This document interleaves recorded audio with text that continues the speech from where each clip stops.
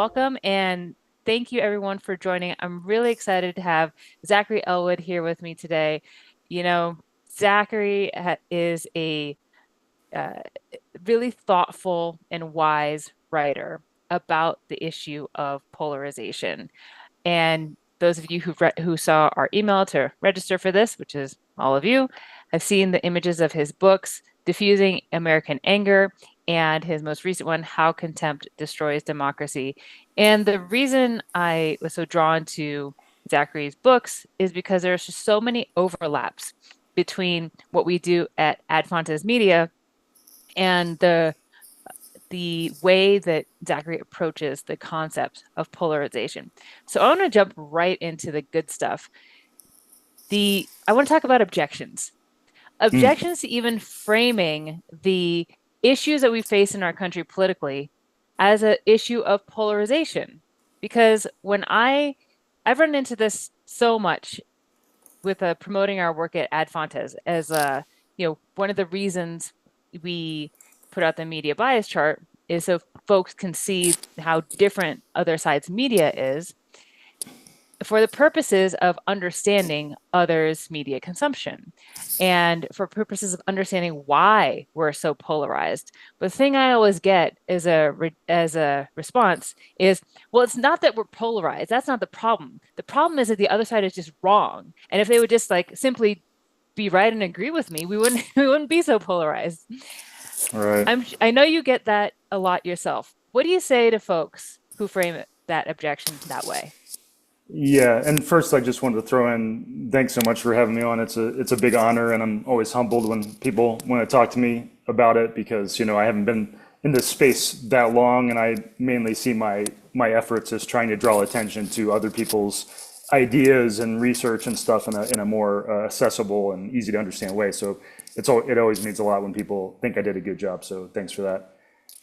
Yeah, the objections, there's quite a few objections, but yeah, I think the core objection kind of boils down to that. The other side is just bad, right? And there's various forms of that can take on the right and the left, like it can be phrased in different ways. But I think that what it misses, I think the core thing it misses is just is what Daniel Stone called our undue hate. It's our exaggerated ideas and worst case interpretations of what drives the other side, our political opponents. It's the worst case interpretations of so many things they do, and often it's just not seeing that what drives them largely is like the fear of the more extreme people on our side, these kinds of things.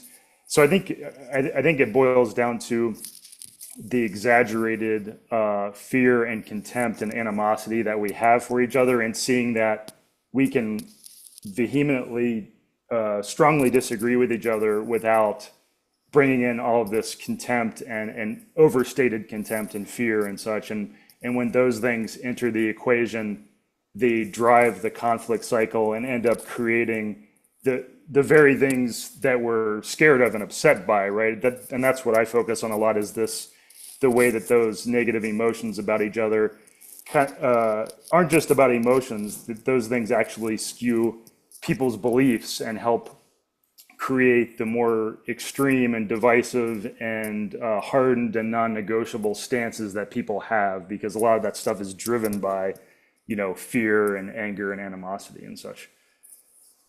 I find that when I invite folks to uh, create a greater understanding of folks on the other side, that's viewed as sometimes a non-starter. And often I posted a couple weeks ago on LinkedIn.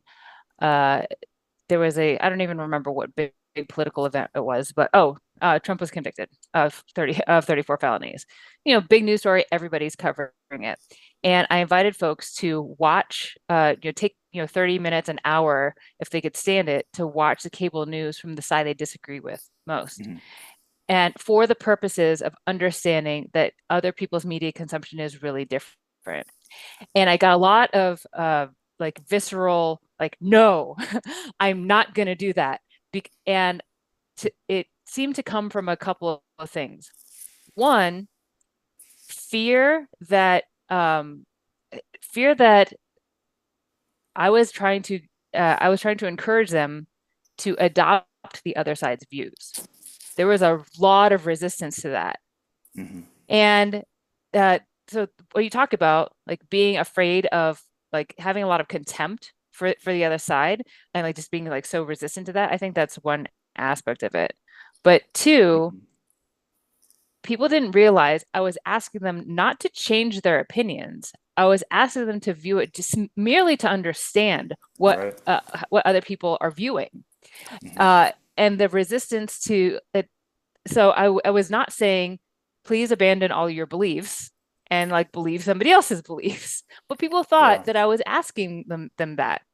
Yeah. So Yeah, I was get gonna, into yeah, that whenever about that you're, kind of yeah. contempt. Please do. Yeah, I think that's a key part of this thing. It's like because we have a hard time distinguishing between a call to understand and empathize with other people and agree with those people, right? Like so often in my books, I'm making cases for how you can understand someone else's view and see the better versions of it.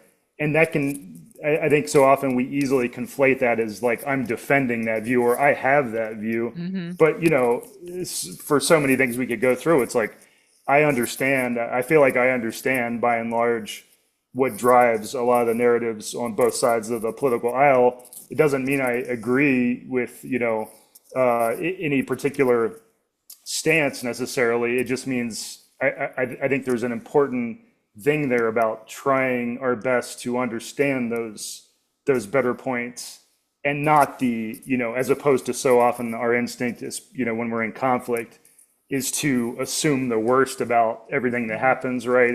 Any rhetoric or any behavior, conflict makes us jump to the worst interpretations. And I think we need more people to try to understand the better reasons, what they call the steel man kind of things. I think a lot of those Yeah, times why? those things are pretty banal and easy to understand if we try. Um, Yeah, yeah. why is it important to understand other people's like you said steel man as opposed to the like straw man? Like talk about what this for those who might not be familiar, like what's a steel man kind of argument?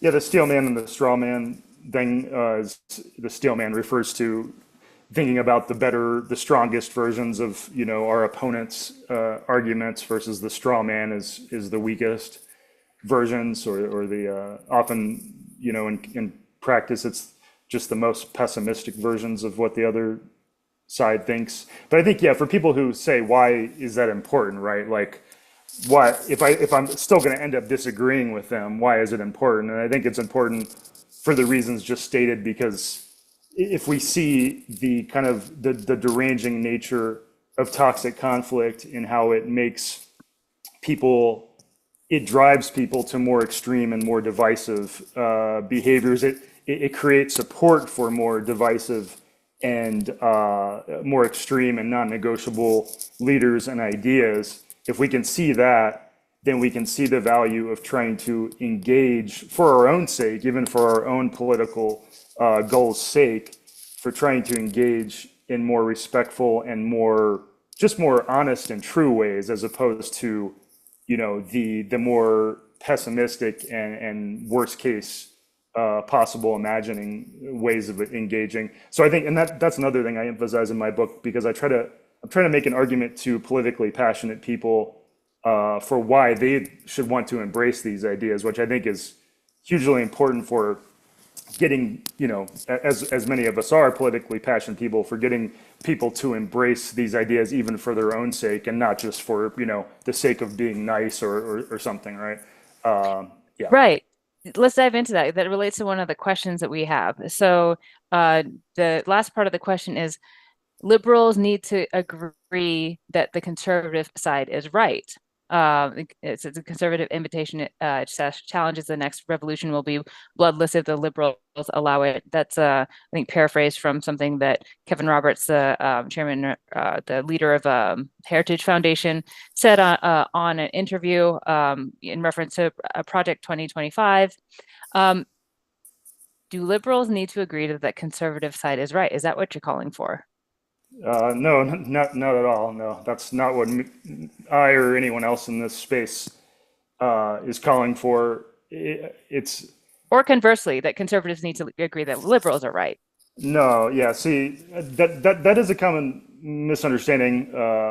Yeah, but I think it's related to the idea. I guess it's related to the misunderstanding of what this work is about, and there's so many misunderstandings about this work. And I think, you know, for example, an organization starts with us that I work with. You know, we often see the criticism, oh, you're working with the other side, right? You're with the bad guys. Like we get that Mm-hmm. from people on the Mm-hmm. left and the right, which I think Mm-hmm.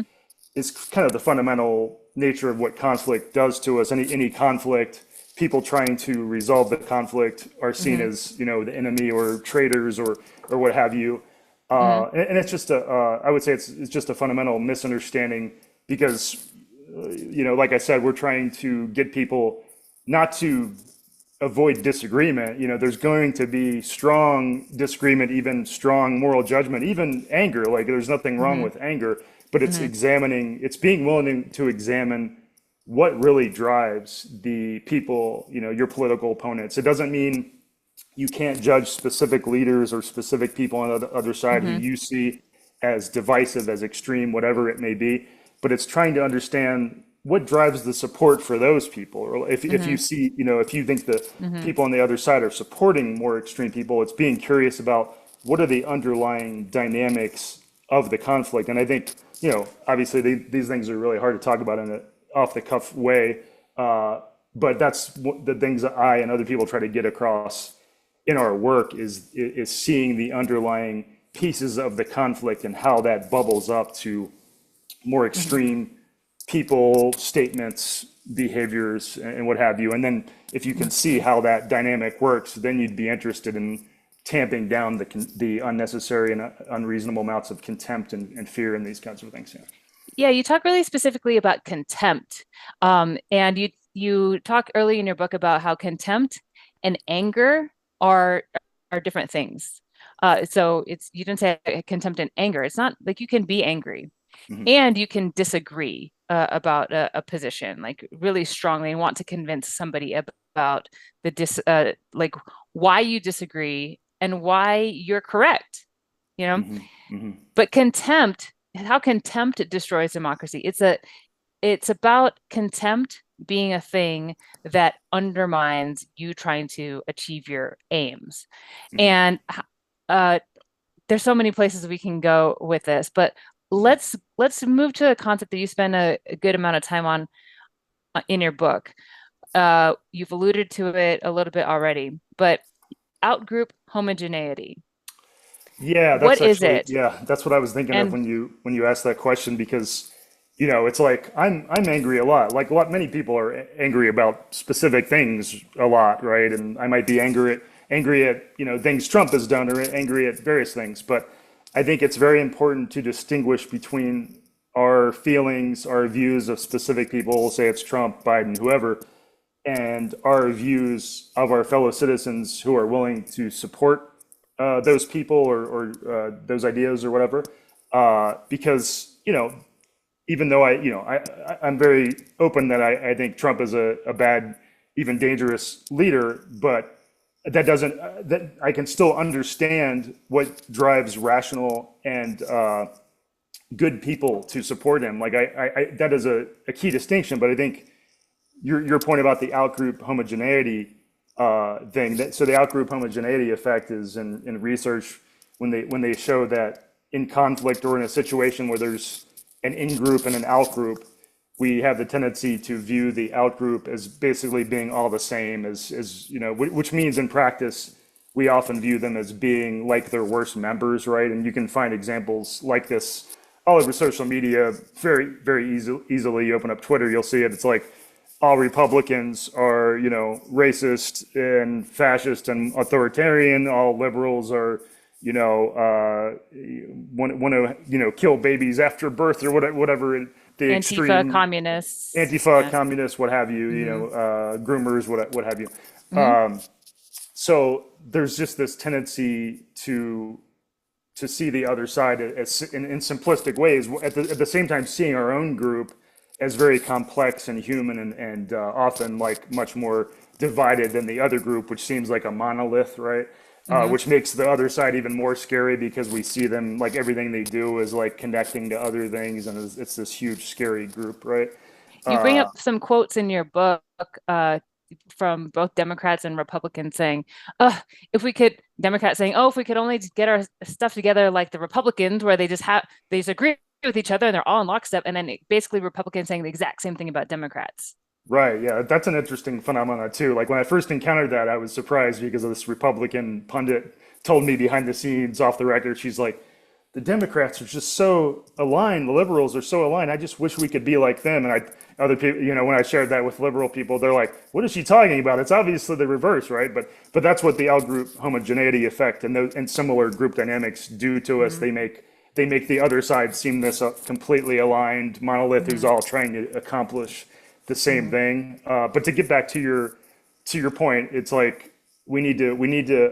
I think it's important to distinguish uh, our anger at certain people or ideas we think are wrong or harmful from our understanding of why people are willing to support those ideas. And those can be quite different. For Hmm. example, like some people vote for Trump just because they may not even like him. They may even think he's quite bad, but they see it as a lesser of two evil things, and they're scared of what they see as extreme or dangerous behaviors on the left. And so, the group of Trump voters or the group of Biden voters are not monolithic. There's all different reasons, a spectrum of different concerns and reasons. Sometimes it's just one issue. Like some people are just one issue voters and they're like, I'm just voting Hmm. because I believe X on this very important issue, right? So I think it's important to see that nuance about groups in Hmm. general, about our own group, about another group, and I think that helps explain the distinction between yeah, anger and contempt too, because contempt really plays a role when it is applied to an entire large Hmm. swath of people, right? Yeah, That's when it really becomes dangerous. Like it's one thing to have anger or contempt for like a few specific people or something, but it really leaders. becomes toxic when it spreads to whole entire groups, and then it impacts how politicians and pundits and journalists or whoever talk about these things, and they Hmm. create more in group between group animosity in the way they talk, and so on and so on. The folks that are on this webinar are familiar with Ad Fontes Media and should have quite a bit of familiarity with distinguishing levels of things. I mean, on our very chart itself, it's, skews left and right, strong left and right, hyperpartisan left and right, most extreme. It's not just, one side is all one thing and one side is all another thing, but we do that a lot with the outgroup homogeneity effect. And it's really exacerbated in our entrenched two-party political system as polarization has grown. Because, as you mentioned, our our distribution of how people, the kind of beliefs people hold in the United States is sorry, I'm conscious of my like hands and the blurriness here. It's bimodal, like left and right. There's a lot of folks that will in that middle, if you just think about the chart, like that line between like strong left and hyperpartisan left and strong right and hyperpartisan right. There are a lot of folks that hold those views. And then in the middle, it's not like I don't think it's another mode. I don't think it's another spike, but I think it's like there's a big group here. It's not all the way down. But it's not like, there's zero people that are in the middle. I don't Mm. think there's a ton of people right in the middle, but I think there's like if Right, you there's added up all there's these people right here, diverging. Yeah. yeah, it would be like a fairly large like mound in the middle. Mm. But you only like if you're most people are not dead in the middle on a lot of issues because there isn't necessarily a flat middle on issues, with like guns or abortion, like it tending to land just a little bit to the left or a little bit to the right is common as is landing strongly to the left and strongly to the right. So like if you're landing on closer to one side than the other because we're so polarized, like the if you're on the right, you're closer to Trump. If you're on the left, you're closer to Biden. And you don't have like a middle choice in the United States. Your vote is like one Mm. or the Mm. other, essentially. Hmm. And people will ascribe, like, it's really rough for people who feel like they have nuanced views, and then they get categorized in that outgroup homogeneity effect. Like if they just Right. lean a little left or lean a little right, and they're if they lean a little right and they're called, or even if they're strong right and they're called, racist, fascist, destroyers of democracy, or Antifa, communist, groomers, then like that's clearly incorrect. They can't believe the other side because they know that to not be true of themselves. And it drives them farther into, into that path of polarization, Yes. right? On both sides, when it is understandably Yeah.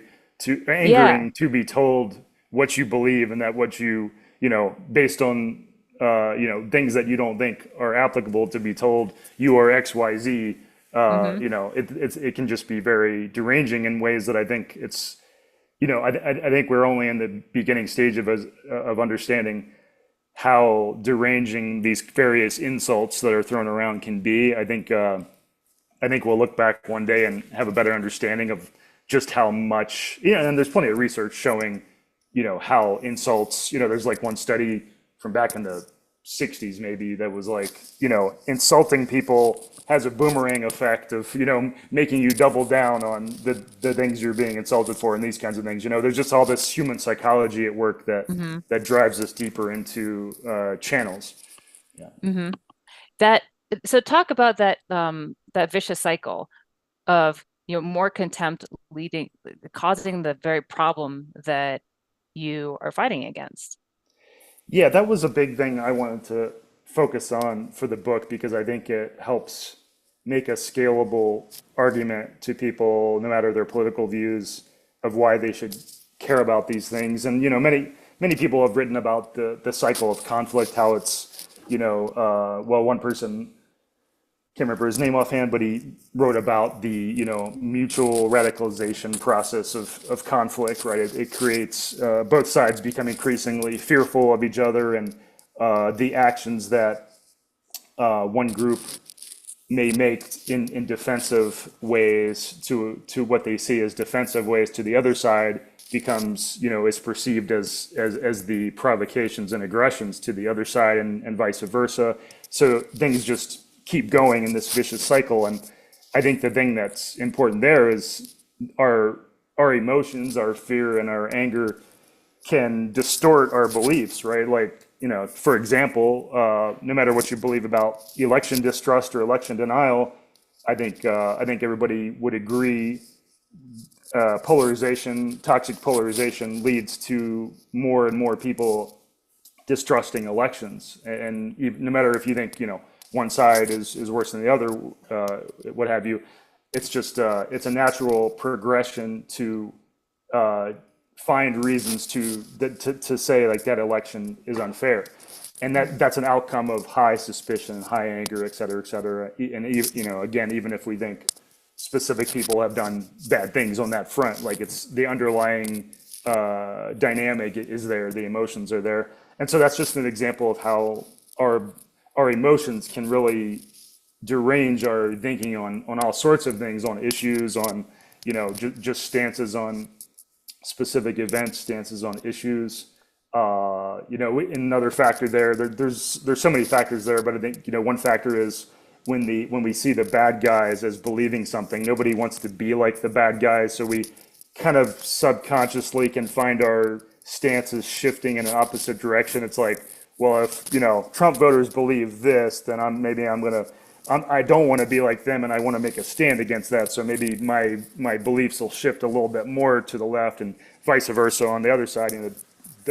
That's just there's all these various psychological reasons why we can find ourselves kind of like drifting to the edges on stances, and so that's why I think it's important to notice that the more contemptuously we engage with each other, we're contributing to that dynamic. And if we and it's entirely possible, like I emphasize in my book, to politically passionate people, it's entirely possible to embrace these ideas while pursuing, whatever political goals you want. And I would actually say embracing these ideas actually helps you, because it means you're trying to speak in more persuasive ways that speak to a broader range of people. You're not alienating people. So I think it's very important to see that these are not, I think a lot of people's instinct about this work is that political passion or political activism is mutually exclusive with depolarization ideas. And I think that's just completely wrong. Like to me, those two things are aligned and even Mm-hmm. help, I think depolarization ideas help political persuasion and political activism. But Yeah. that's I think our instincts when in conflict lead us to see that as completely opposed, right? Because we feel like, Mm-hmm. well, we have to make our contempt known, like that's how Mm-hmm. we'll beat the bad guys, right? But Mm-hmm. in my mind, that's, and in many Mm-hmm. people's mind, that's actually what creates the very pushback you're working Mm-hmm. against, because nobody wants to be told they're, pieces of shit, basically. So Yeah. it helps build the cycle of conflict. Yeah. I mean, we've we danced around the subject a little bit around language, around like calling people certain names, but it's a really key component about persuasion and contempt. Uh, when there, I view it as a hierarchy of there's like a hierarchy of verbal persuasion. Like ideally, you'd be use lots of facts to, if you're going to make an argument, you use as many facts as possible to make that argument, your conclusion that you're supporting, really strong.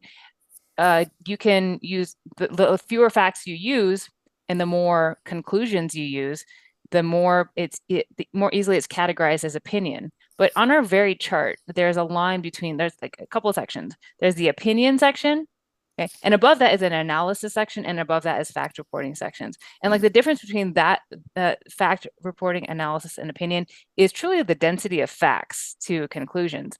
But then there's like this line, and below that, it's it's, we call it our problematic section, but it contains a lot of things. There's a lot of reasons that things are not merely opinion, they're problematic.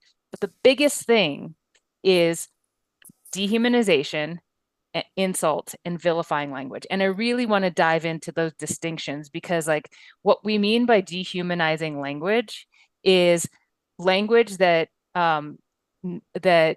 specifically calls out somebody for being not human, like they're animals, they're monsters, they're less than human, they're aliens. The Like they're not even people. Insults, it's a little bit more straightforward. Vilifying, like words that have vil, like VIL, is a root word, like they're evil or they're villains. Those particular words are really strong and they're on the lower end of the persuasion hierarchy. But people use them for a couple of reasons. One is like it's easier, it's just easier to name call than to like make a really factually supported argument, especially in 240 characters. And people get a lot of like pats on the back and engagement and thumbs up from their side for like Yeah, calling people, the orange Satan or something. Like I literally got that in an email a lot of when I was incentives. promoting this webinar. Yeah, Yeah, a talk lot of about yeah. There's contempt, like how that plays a role. Yeah, I mean, totally. It's like there's so many of these things, as I read out in the books. There's so many of these things that just have this kind of self-reinforcing aspect, and it's like the more polarized a society becomes, the more incentives there are to be polarizing, right? Like the more polarized a society becomes, the more power is granted to more polarizing people and polarizing language. And I think that's part of seeing the need to tone down the contempt too, is because the system is such that it rewards more polarizing behavior. But yeah, I think there's so many. I had a good interview on my podcast with Karina Kurostalina, who wrote a book about the role of insults in political, international, national conflicts and such.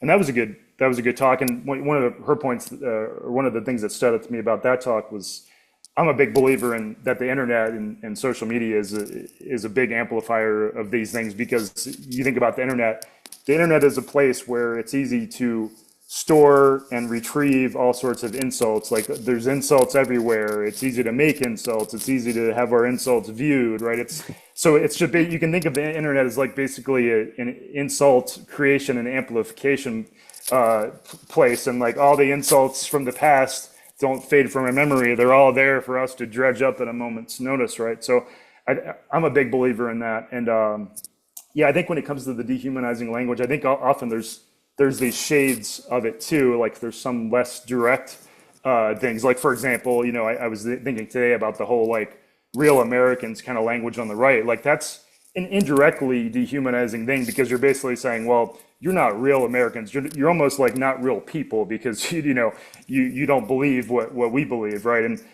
that's just one example. I could pull other, you see it, lots of things on the left and the right, and I think there's all these shades of things that are, you know, I think we often think of dehumanizing as like literally like saying you're not human, or you're a cockroach or whatever. But it's like there's all these shades of things that are insulting up to dehumanizing, and I think that all plays a role. Which, including, I would say, I actually went to write a piece about this where there's another way we can be dehumanizing, or at least insulting, is treating others' narratives as if in the worst possible way, as if as if saying the reason you vote for Trump is for the worst possible reasons. Like that is a, if not dehumanizing, is a very insulting and demeaning thing, depending Mhm. on how it's phrased. But just to Yeah. say, when we disrespect each other's narratives and treat their narratives as basically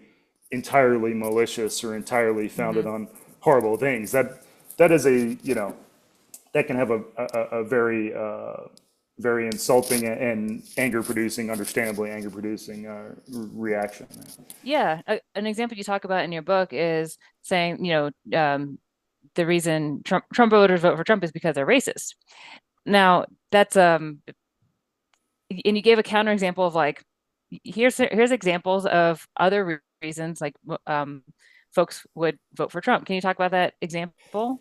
Yeah, I think well, I mean, one key way to see that it's not just about racism, if anyone needs to hear that, is those kind of narratives don't help explain why racial minority support for Trump has increased substantially, between 2016 and 2020. And if anybody wants to look into that, I wrote about it in my book, of course, but Musa Al-Gharbi has a great paper called Race and the Race for the White House, which really kind of breaks down some of those most pessimistic narratives on that front, or most pessimistic interpretations of research and those kinds of things. Hmm. Hmm. Uh, but maybe you had mentioned a specific example. I'm not Yeah. sure if I. Yeah, you talked about it doesn't account for somebody who just maybe an un like a low Oh, right. engagement, information voter, maybe a younger voter who's hasn't really given a lot of thought to about the history of racism in our country or whatever. Right. Yeah, that was, yeah. So I think the nature of conflict makes many people reach for these really elaborate, as I see them, explanations that delve into the past to help explain, you know, Hmm. why racism or segregation or whatever it may be played a role in forming the bad ideas of Republicans, or on the left, some conservatives will paint these elaborate pictures about the dark Marxist underpinnings of far left thought and such. And the thing is, like, we're such good storytellers. Humans are just such good storytellers. We can easily create these very convincing and persuasive arguments about the long history of the badness of our opponents, right? And Hmm. their creeping, inclinations or malicious motives, and tie it into past things. But at the end of the day, the nature of polarization and conflict is like, if you could easily place someone down in the middle of that polarized situation who knew nothing about any of that past stuff, and they would be like, oh, well, I see arguments and for why this makes more sense, or I'm more afraid of these things over here, and they would start to go on one polarized track or another, right? Like, Hmm. it doesn't require a lot of these elaborate, which I find are often just our ways in practice of trying to build excuses for why the other side is so bad. It makes Hmm. us, we're drawn to those narratives because it makes us feel like we understand their badness, right? But I think Hmm. oftentimes we're just fooling ourselves because it is tempting for us to feel like we understand this huge complex thing and we understand the bad guys, right? But I think Hmm. we're just drawn to very simplistic narratives that make us feel good and make us feel superior in our contempt and such. Yeah, that's excellent. I feel bad there. I'm letting all these questions build up, and people have a lot of questions. Thank you for your engagement. We're only going to take the questions through the Q&A. We're not going to. So if you've got your hand raised, please type in your question in the Q&A. We have a couple related questions, so I'll read the first one that addresses this. How do I talk with someone who holds me and my views in contempt? Yeah, I mean that's obviously a tough one because I think at some level you have to question whether that's even worth it. Like if someone's engaging with you in that way, but then sometimes you have to, right? You feel like you have to in some situations, and I think you know I have a few thoughts on that in the book at the very end. But I think one of the things that stands out to me is especially if your conversation is being viewed by other people, say it's on social media or say it's in a public context where say you're a politician interacting with someone who you feel is contemptuous towards you. I think it's very important to keep in mind the other people that are listening and observing that because I think what the dynamic that often happens is people get stuck in this mutual insult back and forth, which just has if we're talking about publicly viewed things, it just has the impact of driving away the people, further polarizing the people that are watching because they're just going to filter for the insulting Hmm. things that they find in that interaction, right? That Hmm. offend them and their group. So I think it's very important to keep in mind how can I talk in a persuasive way, not necessarily to this person who's disrespecting me or treating Hmm. me with contempt, but how can I speak in ways that are persuasive to Hmm. people that may be listening that may actually care to be reached or care to have a more nuanced view or have their minds shifted. So I think and I think otherwise, if it's a private conversation, you'd probably just be best to walk away. But I think about that in terms of like all of these online and public interactions that happen where, someone's saying they're treating me with contempt, I'm going to return fire with Hmm. fire. And I just think Hmm. that's often just falling into the trap of, Hmm. the hate bait kind of trap where we just get caught. And then Hmm. the animosity becomes the focus as opposed to talking Hmm. about the actual issues. And I Hmm. will say also, I've interacted, I've done my fair share of going into very polarized places like really angry pro-Trump groups, for example, where I had some pretty nuanced conversations just by refusing to return fire with fire and being Hmm. vulnerable too, and being like, hey, I mean, you made a good point there, for X, Y, Z, but here's why I think what I think. And I've even had people apologize where they were like, sorry, I came off so, mean at first, but I've been having a tough time in my life. I mean, that kind of stuff happens, especially online, where online, I think we're often like talking to people who we don't know what they're going through, and their online interactions bring out the worst in people and so on and so on. Hmm. I just think, it's a very tough thing to do, obviously, but I think Hmm. taking the patient or, the more neutral approach and vulnerable approach often is the stronger. It's a harder thing, but I think it takes strength, and I think it pays off a lot of times. Yeah. I have the exact same experience. Is refusing to insult, refusing to like go to that level, and even refusing to like respond to the anger. It's tough, like Hmm. especially when you like identify a disagreement. But when you look at and we're sort of primed to like when somebody responds to us on social media, you're like, what are they saying against me? Yeah. And you sort of view it as like an attack or something you have to rebut, but it's not always. Sometimes it's a legitimate point.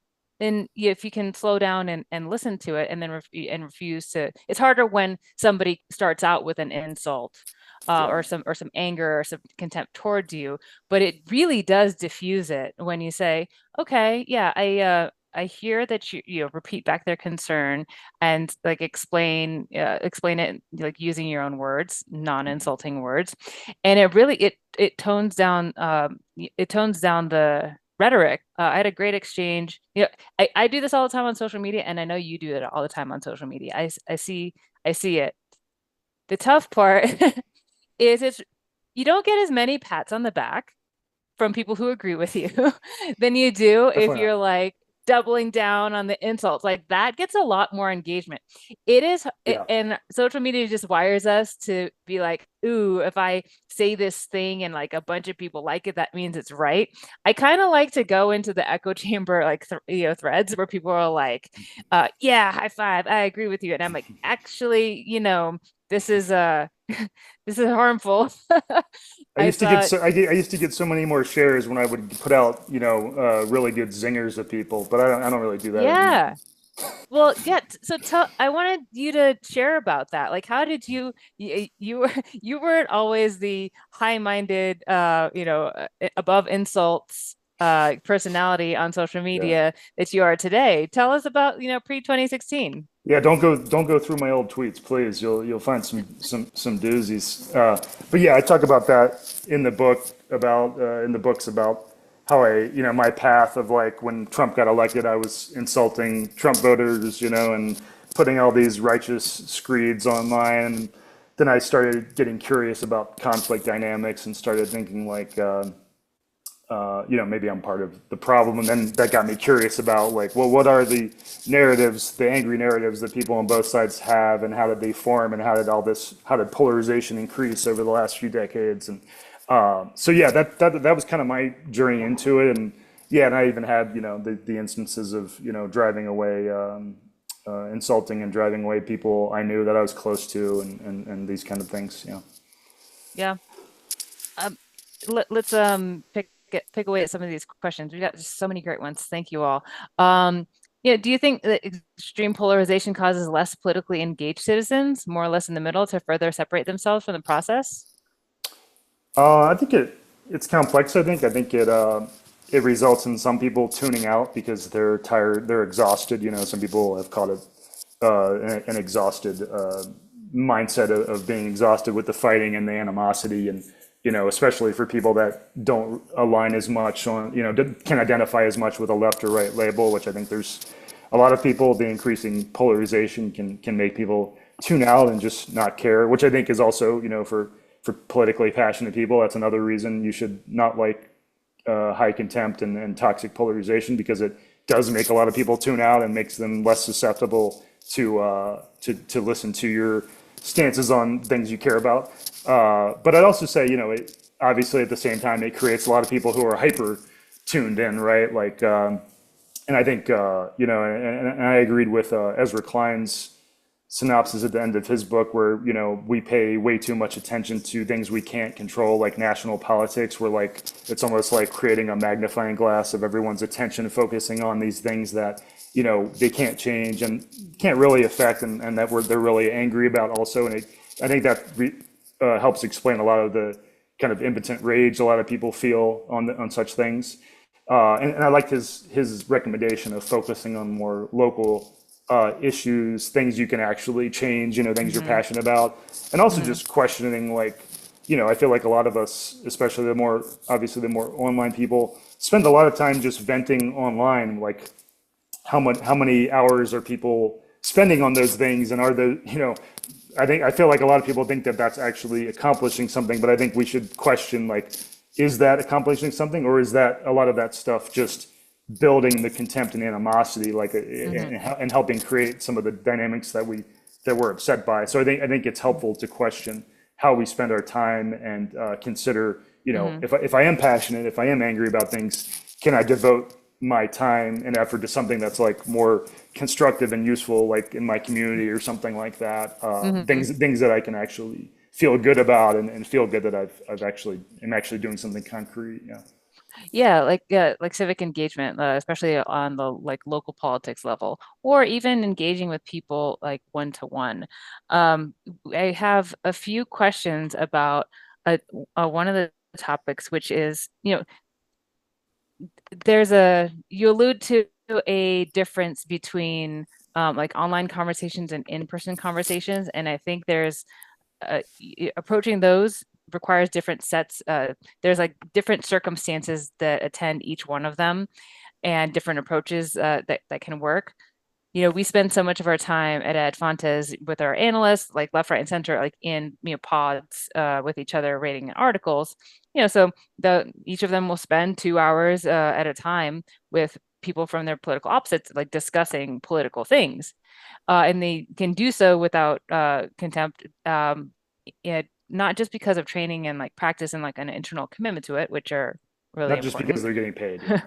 Yeah, exactly. I mean, we have folks like, whenever we put out a call for analyst jobs, we get a lot of applications. It's truly fun. And we do feel like we're doing something, Hmm. Hmm. it's very, Yeah. I was really frustrated before I had this company trying to like have a conversation online with people on Facebook. I'm having this one conversation is so much work to get somebody to like, tamp down the level, like get them to agree on like some facts and then like have a persuasive argument. And like, meanwhile, millions of memes are just floating around. I'm like, Yeah. what difference I'm making? It was very Right. frustrating. And Yeah. so like when you feel like you are actually doing something about it, it relieves a lot of that angst, first Mhm. of all. So and I think a lot of the relief of the angst is likelier to come in these offline like conversations, like these in-person conversations.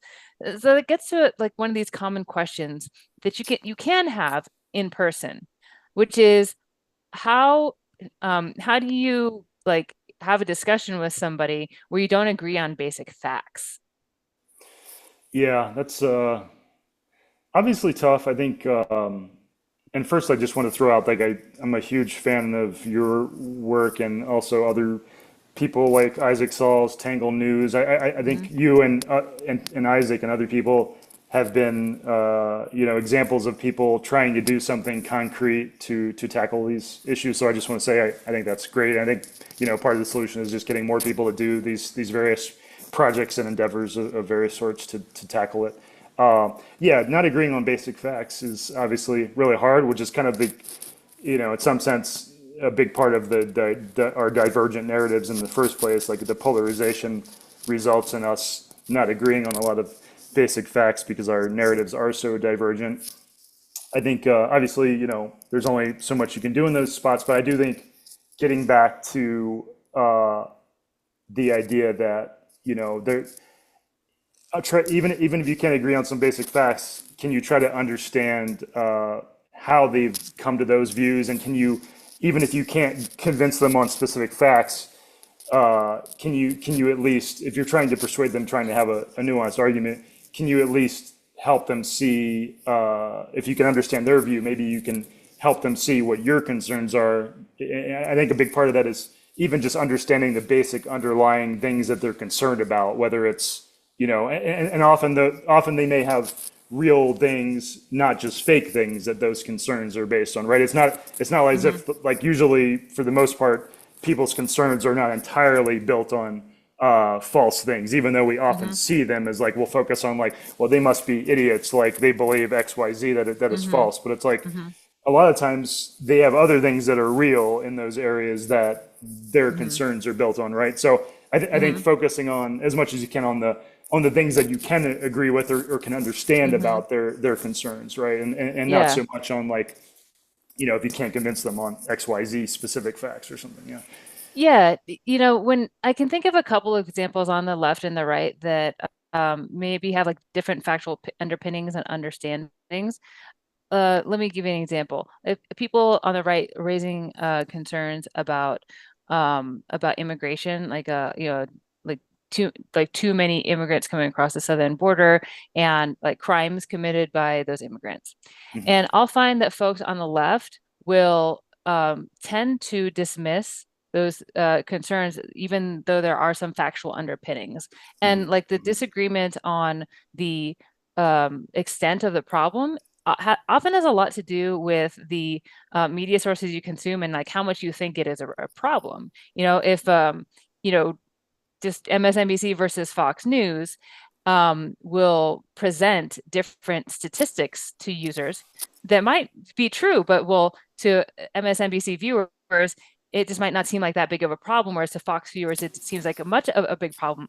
And to get to an ultimate, like, all right, you and we decided to talk about this issue of immigration, and we agree exactly this many immigrants came over and this many crimes or whatever. It's really hard to get to. And then, Yeah. like a flip side example is, you know, uh, Democrats talking about women being in danger, their lives being in danger because of lack of access to abortions, Mm. and like telling stories of women who, had medical emergencies or died because of them.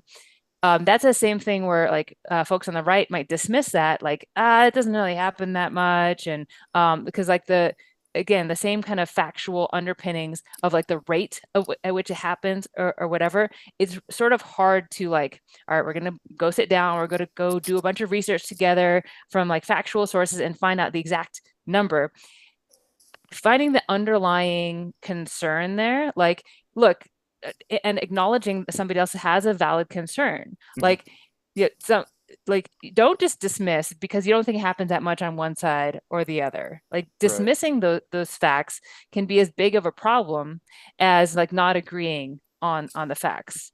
Yeah, no, I think that's a hugely important point, and I actually that's probably the thing I would emphasize more in my book if I was going to go back. I think that the fact that it's just so easy for humans to build entirely different narratives of harm, like who's doing harm, right? Like, for example, like the immigration crime thing, right? Like, clearly some, illegal immigrants do commit crime, uh, even murder, right? And like that can be scary. Like that can build a logical, defensible narrative in the same way that, like, to make an analogy, the left is angry about shootings, killings by police, even if, as conservatives might think, in context, that's not as big a deal as you're making it out to be. So just to say, we can build all sorts of narratives depending, because harm is harm, right? Like if we perceive harm, Mhm. that even if it's a little bit of harm, we can say like this is too much harm, right? Like the idea of what harm is normal and expected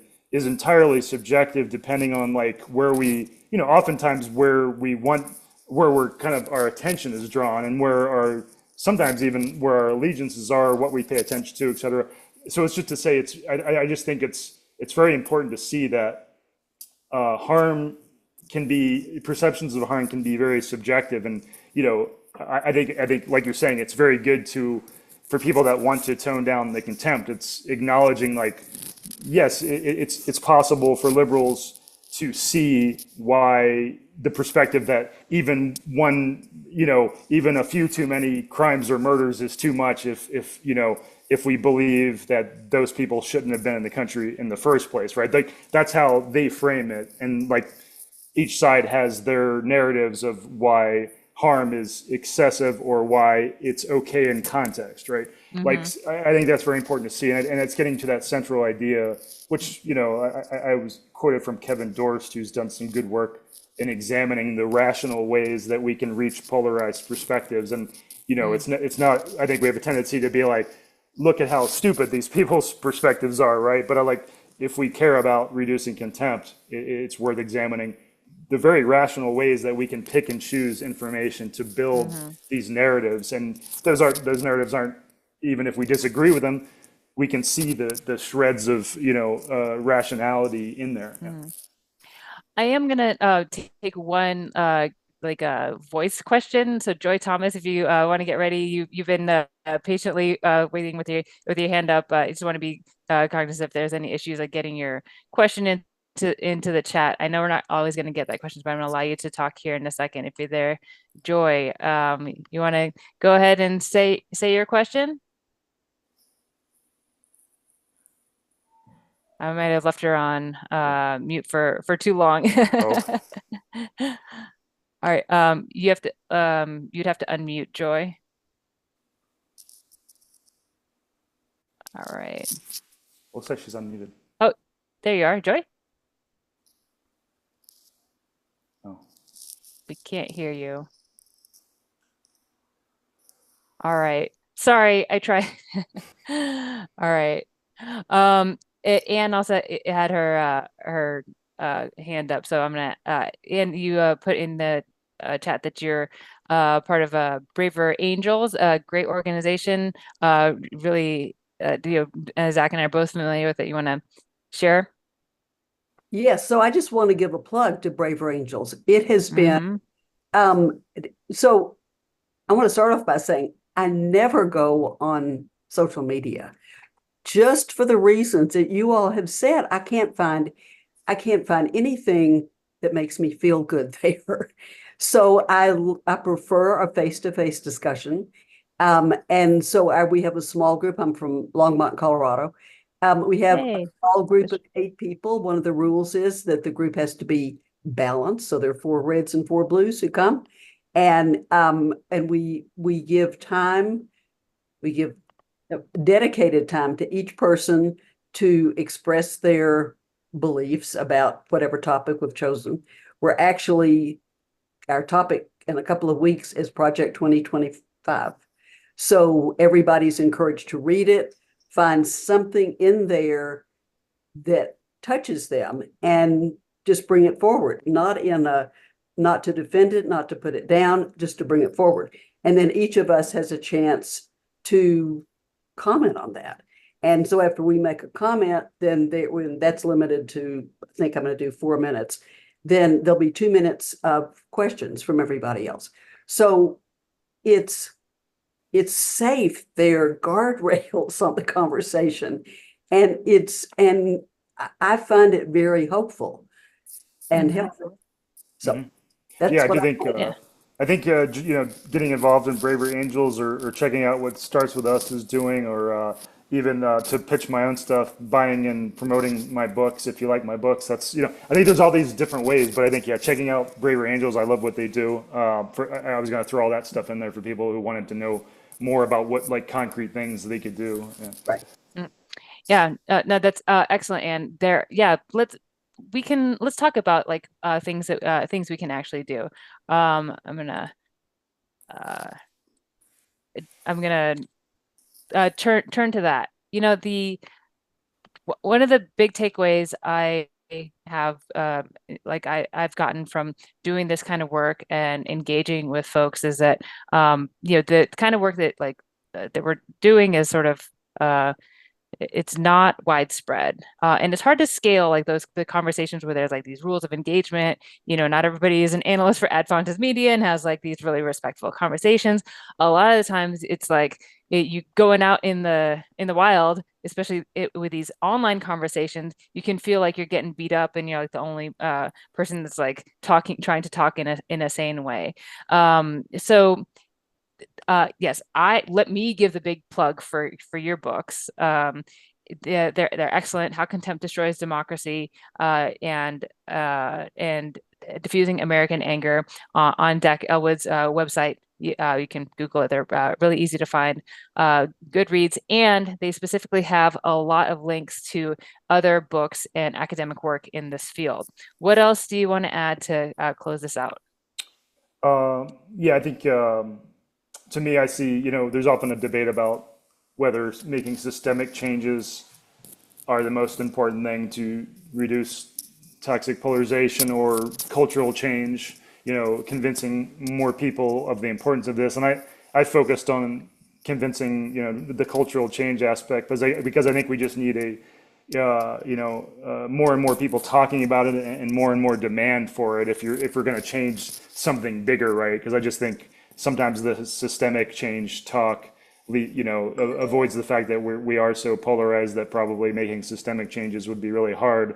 So I think we just need more demand amongst the population for these things, which is kind of what I focus on. And I think we need, not to say we just need my book, but I think we need more resources that are persuasive to convince people of the importance of this work. And that's what I focused on with my book. I'm trying to make something that's short but persuasive, and that people can share with other people, whether it's my book or other resources. I just think we need more people to spread the word, and to have those tough conversations where and even to say, I know that you're politically passionate, but here's why I think you should care about these ideas, and not see them as something opposed to your ideas.